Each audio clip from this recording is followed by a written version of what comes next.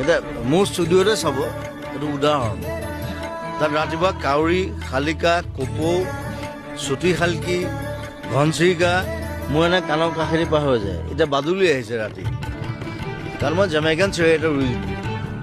এতিয়া ৰাতি চব বাদুলিবিলাক আহে, মোক পাত্তাই নিদিয়ে মানে মই কোন জুবিন গাৰ্গ।